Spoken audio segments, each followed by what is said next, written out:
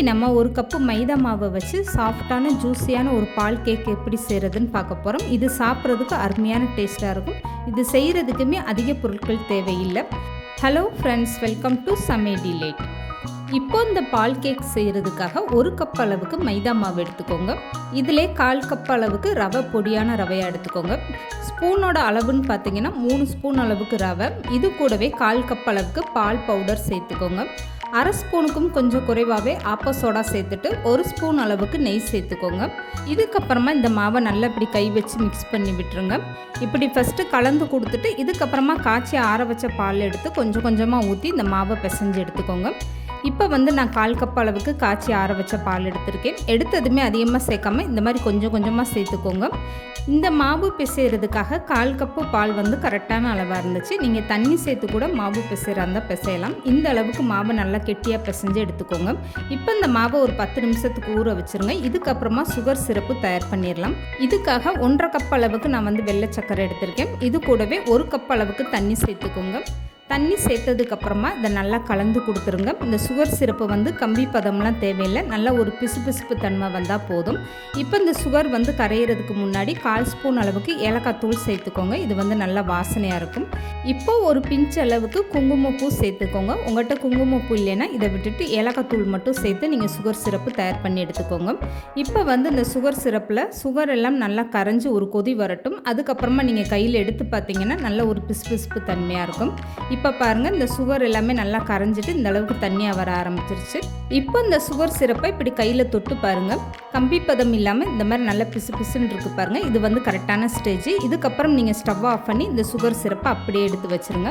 இப்போ 10 நிமிஷமாக இந்த மாவு நல்லாவே ஊறி இருக்குது. இப்போ கையில் எடுத்து பார்த்தீங்கன்னா மாவு இந்த அளவுக்கு நல்லா கெட்டியாக இருக்கும். இந்த மாவில் ஆப்ப சோடாலாம் சேர்த்து நம்ம பிசைஞ்சனால இது அதிக டைம் நீங்கள் ஊற வைக்க வேண்டாம். குறைஞ்சது 10 நிமிஷம் மட்டும் ஊற வச்சு எடுத்திங்கன்னா போதும். இப்போ இந்த மாவு 10 நிமிஷம் நல்லாவே ஊறிடுச்சு. இதுக்கப்புறமா இந்த மாவை எடுத்துகிட்டு ஒரு சப்பாத்தி கட்டையில் வச்சு இந்த மாதிரி ஒரு டைம் நல்லா பிசைஞ்சு எடுத்துக்கோங்க. இப்படி பிசைஞ்சு எடுக்கும்போது உங்களுக்கு மாவு தேய்க்கும் போது விரிசல் விழுகாமல் இருக்கும். அதுக்காக தான். இப்போ நல்லாவே பிசைஞ்சு எடுத்தாச்சு.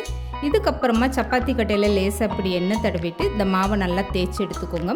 இந்த மாவை நான் தேய்ச்சிட்டு எடுத்து காட்டுறேன் பாருங்கள், எந்த அளவுக்கு நல்லா கனமாக இருக்குன்னு. ரொம்ப லேசாக தேய்க்கக்கூடாது. பால் கேக்கு தேய்க்கிறதுக்காக இந்த மாதிரி நீங்கள் ஒரு கனமான பக்குவத்தில் மாவை தேய்ச்சி எடுத்துக்கோங்க. மாவு தேய்க்கும் போது இந்த அளவுக்கு நல்லா கனமாக தேய்ச்சி எடுத்துக்கோங்க, ஒரே சமமாக.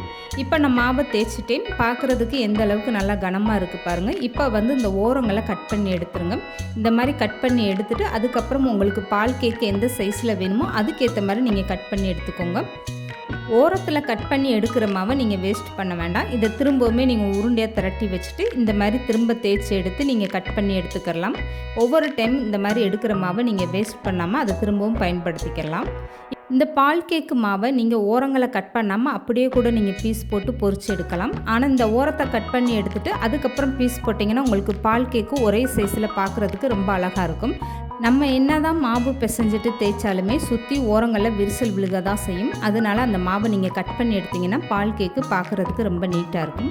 இப்போ இந்த பால் கேக்கை நான் தேய்ச்சிட்டு இந்த அளவுக்கு நல்ல பெரிய பீஸாகவே கட் பண்ணி எடுத்திருக்கேன். உங்களுக்கு எந்த சைஸில் வேணுமோ அதுக்கேற்ற மாதிரி நீங்கள் கட் பண்ணி எடுத்துக்கோங்க.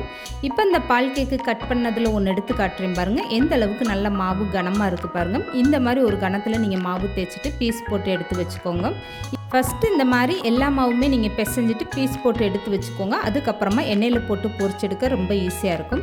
இப்போ இந்த பால் கேக்கை பொரிச்சு எடுக்கிறதுக்காக எண்ணெய் சூடாக இருக்குது. அதிகமாக எண்ணெய் சூடு பண்ணக்கூடாது. மிதமான சூட்டில் வச்சுட்டு ஸ்டவ்வை மீடியமாக வச்சுட்டு தேய்ச்சிருக்க மாவு ஒவ்வொன்றா இந்த மாதிரி நீங்கள் சேர்த்துக்கோங்க. எண்ணெயில் மாவை சேர்க்கும் போது நீங்கள் தள்ளி தள்ளி சேர்த்துக்கோங்க, ஒன்றோடு ஒன்றும் ஒட்டாத அளவுக்கு. இது பொரிஞ்சு வரும்போது உங்களுக்கு சைஸில் நல்லா பெருசாகவே எலும்பி வர ஆரம்பிச்சிடும். இந்த பால் கேக்கு பொரிச்சு எடுக்கிற வரைக்குமே ஸ்டவ்வை நல்லா மீடியமாக வச்சுக்கோங்க.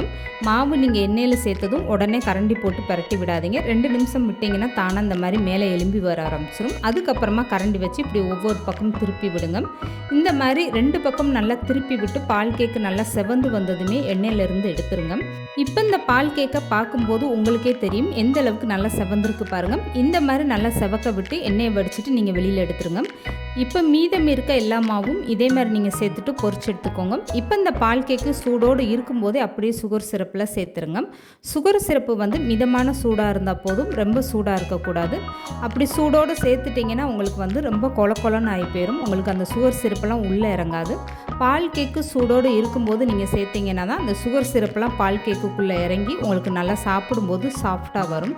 இந்த மாதிரி சேர்த்துட்டு ஒரு 2 மணி நேரம்னாலும் நீங்கள் இந்த பால் கேக்கை நல்லா சுகர் சிரப்பில் ஊற வச்சு எடுத்துக்கோங்க.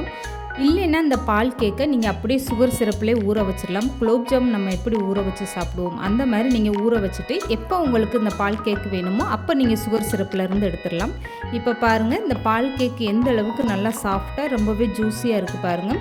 கையில் எடுக்கும்போதே உங்களுக்கு தெரியும், ரொம்பவே சூப்பராக வந்திருக்கு. கண்டிப்பாக அந்த பால் கேக்கை நீங்களும் ட்ரை பண்ணி பாருங்கள், அருமையான டேஸ்ட்டாக இருக்கும். இந்த வீடியோ பிடிச்சிருந்தால் லைக் பண்ணுங்கள், ஷேர் பண்ணுங்கள், மறக்காமல் சமையல் டிலேட் சேனலை சப்ஸ்கிரைப் பண்ணுங்கள்.